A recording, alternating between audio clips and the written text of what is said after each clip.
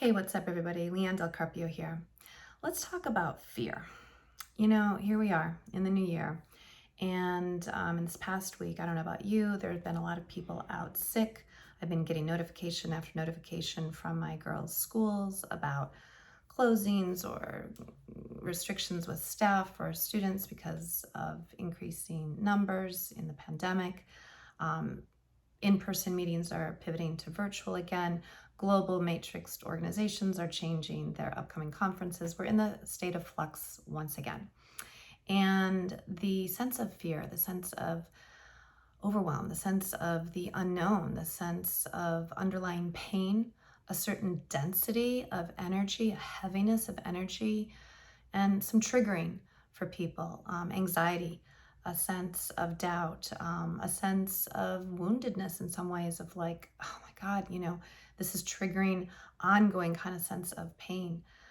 It's all prevalent around. You can feel it in the energy of meetings, in conversations with friends, colleagues. And, I had a number of things disrupted in my own travel this week. So I'm actually extending my stay due to things completely beyond my control, and used it as an opportunity to actually gather with some others who were equally disrupted to really settle into a question around what is wanting to emerge amidst all of this shifts and these changes, centering on the principle that fear is actually not the opposite of love, it's the separation from it. So personally or spiritually, you may have a belief like that, but in business, what does that mean?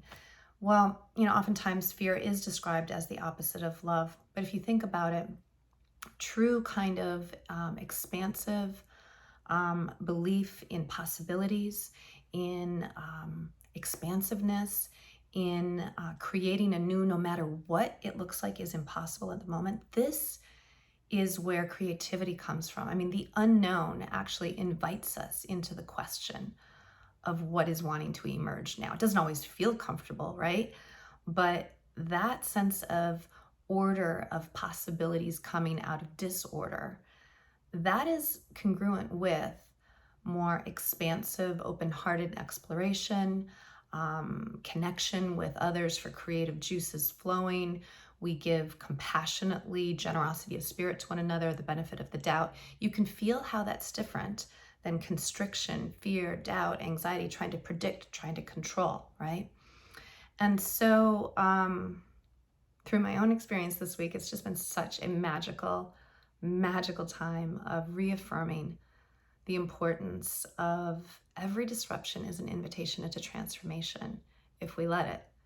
Everything that looks on the surface like it's disrupting our lives could actually be exactly the interruption, the pause, the hyphen, the comma, whatever, right? That creates a sense of reflection, a sense of what is unlike love right now, what is unlike possibilities.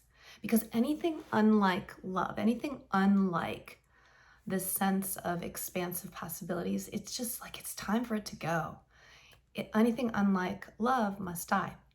So in our leadership practice, we can look at how are we doing in terms of being our most generous of spirit, our most expansive sense of ourselves.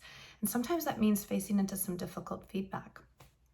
While here and working remotely in a different location, I had the chance to chat with a couple of leaders on reflecting on their leadership from the previous year and really setting their intentions for the new year. And one leader had to face into some difficult feedback from some assessments and some peer feedback.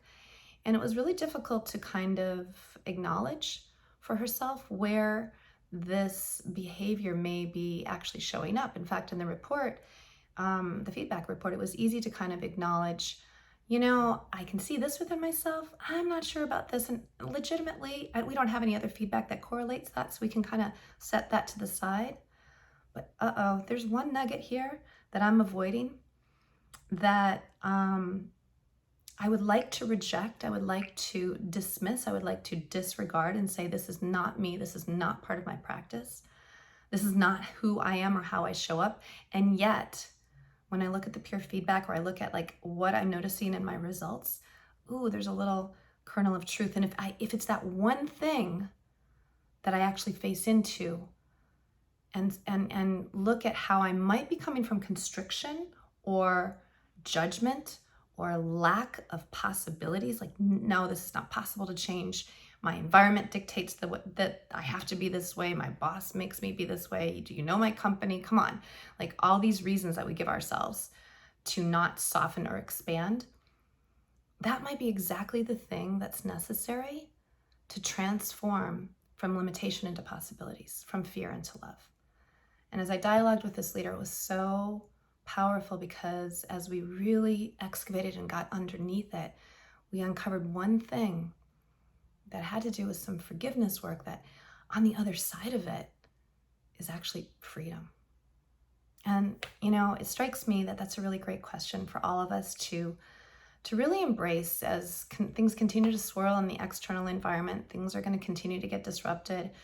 We can respond trying to predict and control and constrain, but our nervous systems get locked into kind of fear and lack of possibility. And we miss a really brilliant, beautiful opportunity to breathe